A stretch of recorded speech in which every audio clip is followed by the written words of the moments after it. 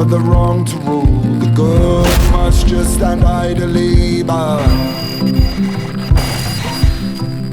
Hi, Clown Welders. How are you doing? I've been thinking about this idea of multiculturalism and minority groups and, Black History Months and, what is it to be British and all of these sorts of things. And, there's these people walking around screaming anti-Semitic slogans to the point where a Jewish friend of mine is now going to leave the country because he doesn't feel safe. And it makes me really sad. And I know that there are a lot of Muslim people out there that are just as horrified by what's being done on the streets of London as Jewish people are. And, it's that sort of thing about being British, which is quite difficult to understand. And I suppose one of the things that came to my mind was I once went to Morocco to stay in a very, very nice hotel with a really nice buffet, I seem to remember. Anyway, the woman I was with said, I want to go to the souk. And I was like, okay, cool. And she donned a pair of jean shorts, the very short jean shorts type thing, and quite skimpy top. And I said, possibly don't wear that when we go to the souk, because that's not the way things are done here. This is a Muslim country, and modesty, especially in women, is something which is very important to them, and they take their religion very seriously and stuff like that. And she was like, no, it's fine, I'll do it. And into the taxi we get, out the taxi we get, and within seconds, the looks were just beyond. So it became very, very intimidating very, very quickly, as one anticipated that it would.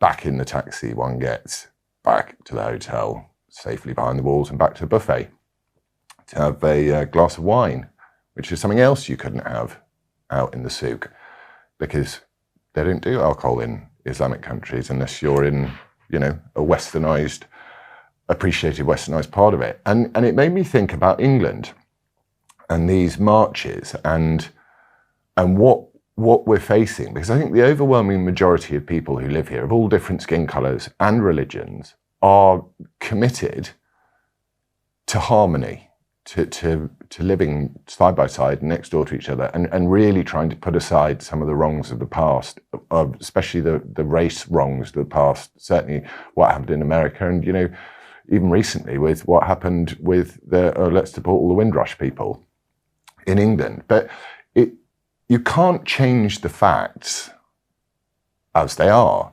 And the facts as they are is that Britain is a predominantly white country, and its religion is predominantly Christian. I mean, it's all sort of getting washed away now, but our institutions and everything were built around that. Our architecture is very specifically, uniquely British, in the same way as French architecture is uniquely French, and beautiful Arab architecture is uniquely Arab, and the Kremlin is uniquely Russian, Slavic, whatever it is. So there is this idea of identity, where you come from, and I'm always harping on about the fact that I'm proud of my grandparents, both of my grandfathers who fought in the war. One of them got the Virtuti Militari, which is the Polish VC. So cultures can cross. But I think you get into a lot of trouble when you're sat in London and you've got these marches going through talking about another country and the goings on in another country. And I think everyone is horrified by both what happened on the 7th of October and the loss of innocent life in Gaza. I think that's just dreadful. And I can completely understand why it's obsessing and upsetting people.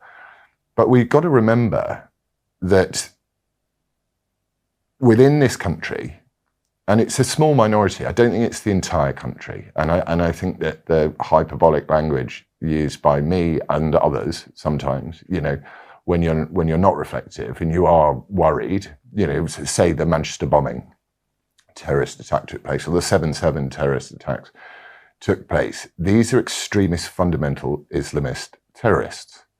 So to say that it's Islamophobic to stand against that is to say that what someone's fear is irrational of the way that some extremists from certain religions will treat other people. And this idea of Islamophobia itself that it's irrational is irrational. So it seems to be an oxymoronic and made up word. But what comes behind it is this idea of which law do we really all live to uphold. And I think, you know, in Christianity, there's that phrase, the saying that render unto Caesar what is Caesar's, which is the sort of secularizing of, you know, your faith away from the country that you live in. But I'm not sure that works both ways sometimes. And I know that newspapers and the media and everyone tries to escalate the tension as much as possible, but there's a very real and palpable sense in the United Kingdom that certain parts of even the Jewish community as well, you know, there's a lot of self-isolating Jewish community in North London, you know, people that just hang out together mostly, and, you know, much more sort of orthodox versions. And then you get these marches that have been going through London and talking about from the river to the sea, Palestine will be free. Of what? Jews?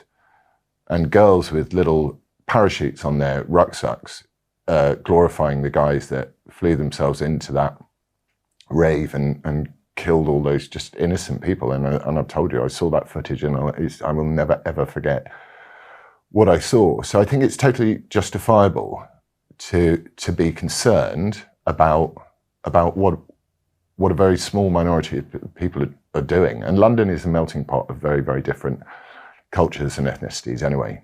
So if you think about it, we have to stand up for Britain because we're British.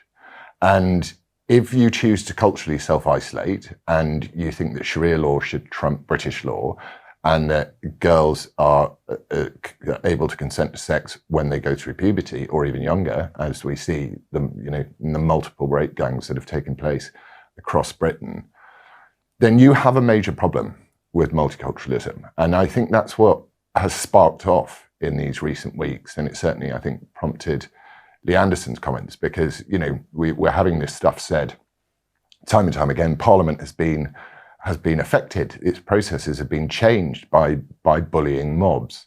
And that just cannot be. And it, you know, and I know it's an imperfect world, but this country, the reason why I referred to that story is that when you go to another country, you have to try and find a way of connecting and communicating and harmonizing with the local people that live there. So say I moved to Morocco.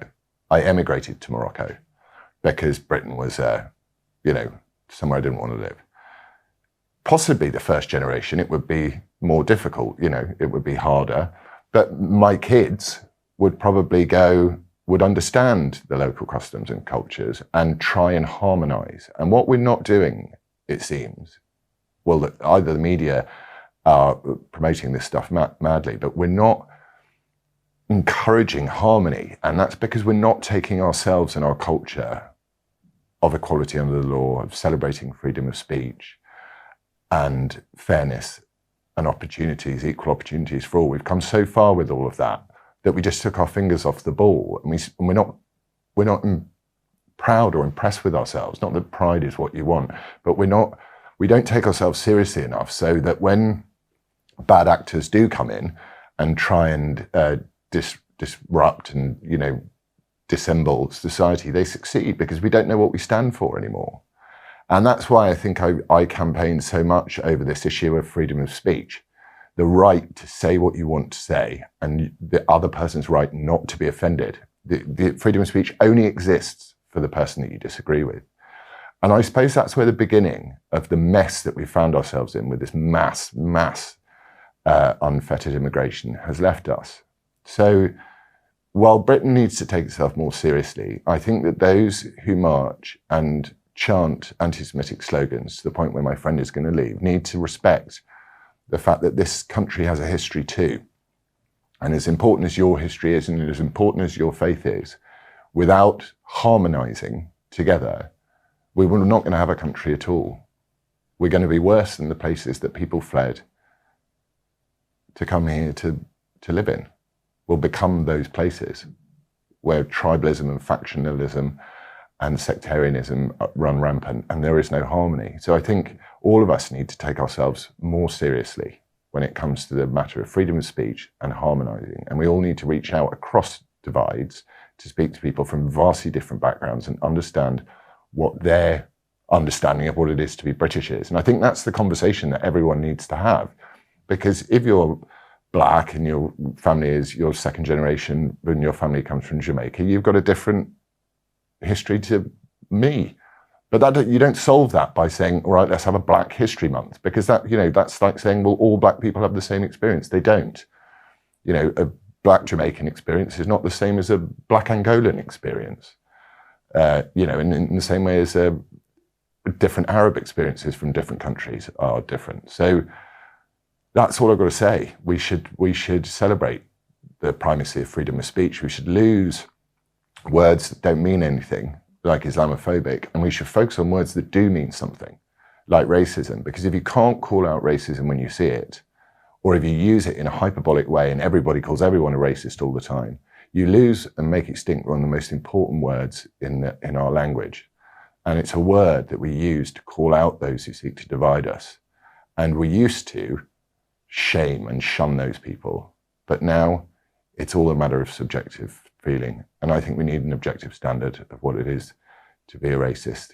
And in the meantime, I think we all need to reach out across the aisle and talk to people from different backgrounds, Jews, Muslims, Hindus, Sikhs, all of it, and find out what they believe and what their cultures are, and then remind them that this country, whether you like it or not, was built on the Judeo-Christian value. Every single institution that is now being undermined was built on a Christian model, whether you like it or not. It's not white supremacy or white fragility or whatever, the critical white psychosis, as that charming man wrote his book on. It doesn't help. Identity politics, critical race theory, none of this helps. And it leads us to a point where a man is putting on a play invoking segregationism in London, saying that he's going to have nights where only Black audience members can come. I mean, and he was talking about Jim Crow while he was invoking that. So he was invoking segregationism to promote segregationism in the name of trying to do good. But what he's really doing is he's doing what I would call being racist, which is saying Black people cannot enjoy the theatre if there are any white people in it. They have to be sat next to Black people. It's the most denigrating thing you can say to someone of a different skin colour, that their melanin in some way affects their ability to enjoy a play. Anyway, those are my ramblings of the day. See you soon.